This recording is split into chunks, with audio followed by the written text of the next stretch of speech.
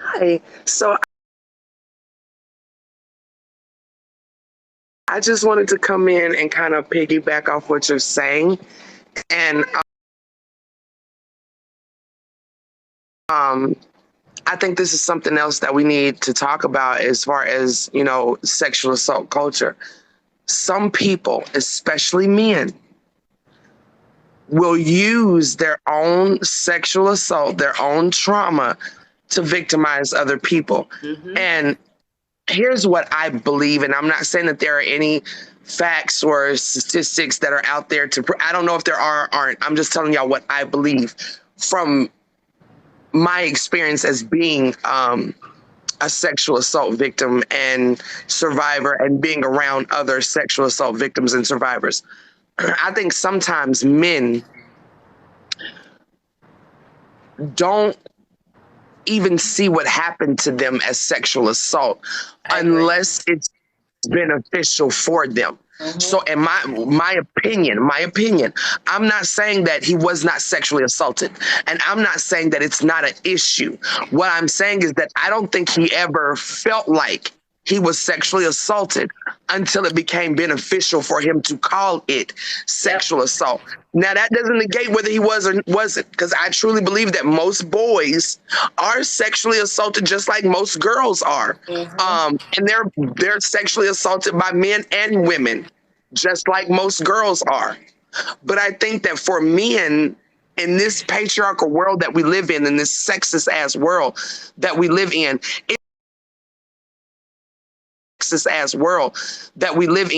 it's no different than how white queer people use their whiteness in the LGBTQIA community in order to justify them, mistreating people of color that are in that same community. And it's the same thing with SA survivors and victims. I believe that he uses his SA story as a way to distract and justify.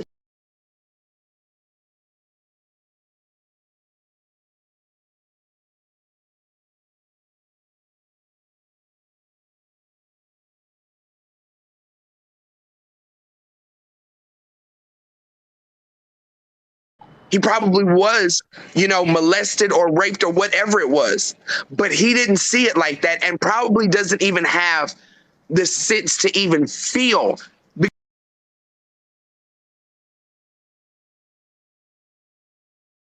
I just wanted to jump in and say that real exactly quick. where I was going with it.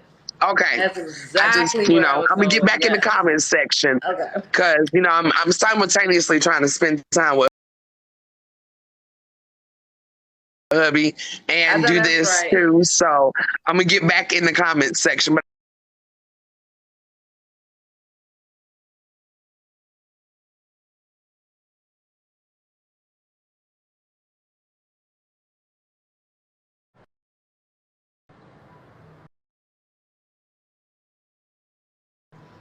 if Thank I you, can Niecy, disconnect, baby. like, You want me to end it?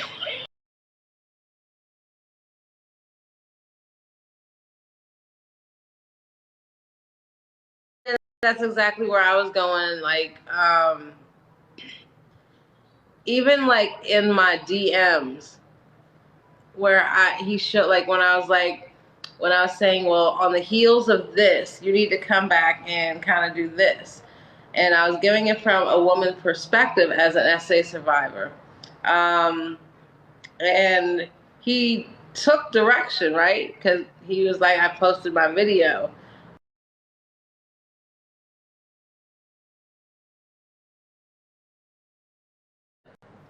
And that's a predator. That's a sexual deviant. And he wasn't a sexual deviant to me, but he was using what I was saying against another victim in a deviant way. So even back then, when I was saying it's not sexual assault because he didn't do A, B, and C to her, in my emotional state, yeah, that's what I was thinking. Because here's this person who I was mutuals with that I regarded. And I really, like, when I look back, like, even listening to those, like, ugh. But it also shows me that I'm evolving. So I'm happy for that, because that will never happen again.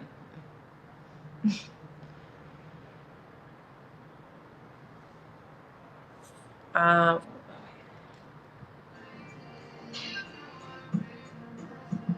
let me talk about this. I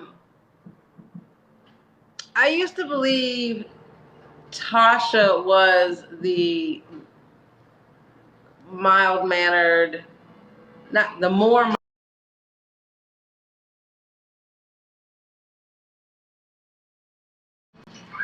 After diving on Tasha, and I had already dived on I Speak, and I really never paid attention to Tasha because my focus was on I Speak.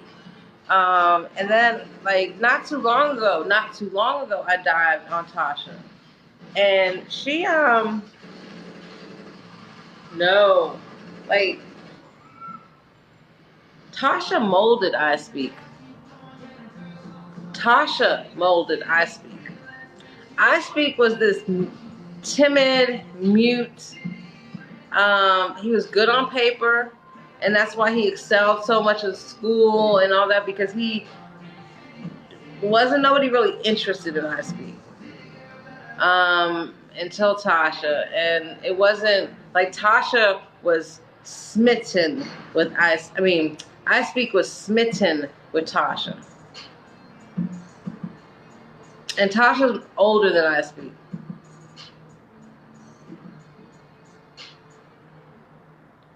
I Speak used to be a teacher when they conceived together, and so he knew that he had to be able to maintain this new family, this new family, right? So what did he do? He went to the service. And ever since, Tasha has kind of been under his control in that aspect. But Tasha's family, when she gets back to the mainland, it's done. Like, she's already done. I Speak didn't take off his ring because I Speak took off his ring. I Speak took off his ring because Tasha said, fuck you. Because she knew what he did was true. Because he's been here before. This isn't new behavior.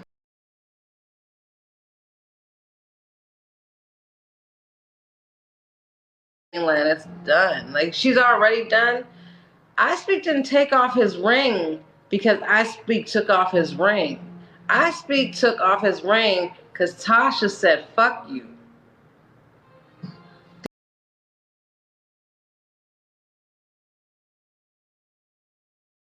First time, but I can't confirm that.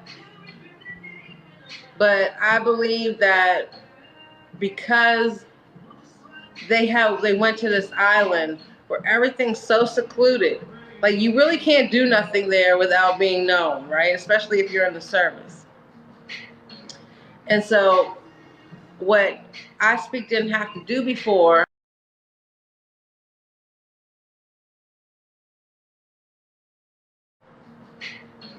and so what I Speak didn't have to do before, like, he didn't have to mask himself before, he now had to do that.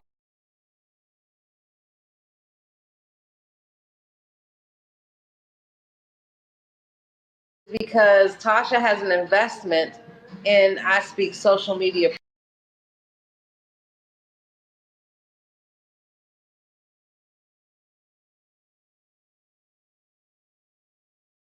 That will affect Tasha. So what other avenue of income, revenue,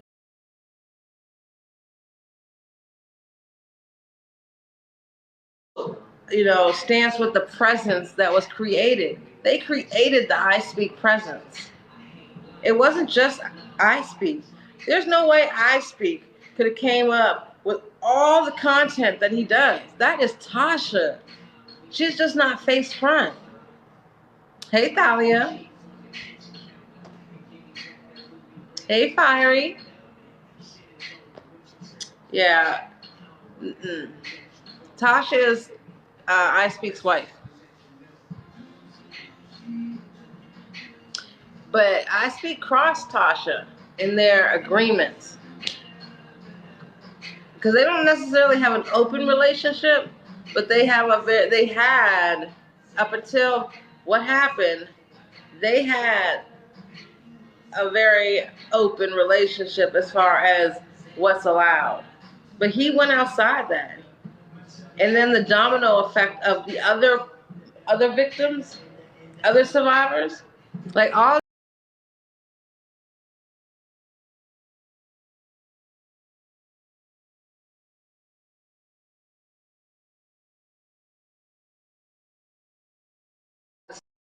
time frames. And yeah, she does need to be embarrassed because she condoned it, and he got the like.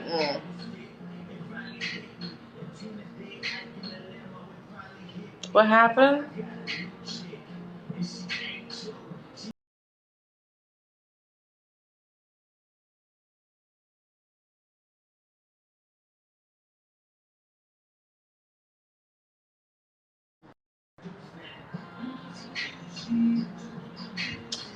Oh my gosh, Ace.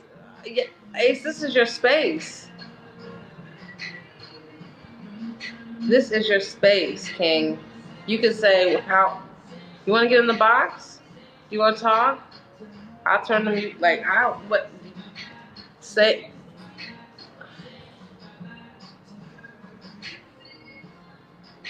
Yeah, I'm so sorry.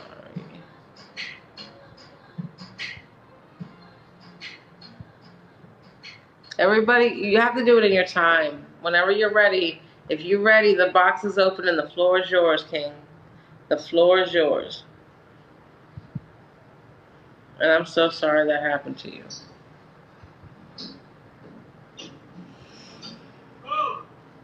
Okay, take your time. Take your time.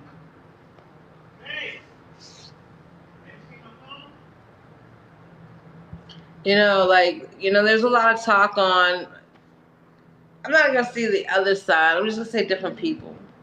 There's a lot of talk with different people about an age requirement in specific lives, on specific content. And to those who have something to say about, I don't care what age is in here. If I know there's a specific age in here, I will regard the live as such. I want to let it be known right now, it's 10 o'clock p.m. If you're 18 or under, and I do not know you, and we have not had a conversation about why you're here, it is now time for you to exit the live, and I really appreciate your support. The only person that I know of that should be in this live at this time, and everybody else mindful that iCreep is here. She's 17, so we know how it goes. But for you out there in TikTok land, you should be ashamed of your predator ass selves. This was a kid's app until the pandemic. And then all you humans got bored. All you adult humans. All you grown ass motherfuckers got bored and decided to come on TikTok with whatever niche that you had going on. And now it has become what we're seeing. You're responsible for that, not the child's parents. Now, the child's parents are responsible for their children in regards to, what they're watching. But on my live, on my platform, there will be no sexual innuendos and all that type of shit. And if I see it happening and I know a minor is in my live, I check it. And it will not be at 3 a.m. in the morning. The only thing we're doing at 3 a.m. in the morning is listening to music and falling asleep.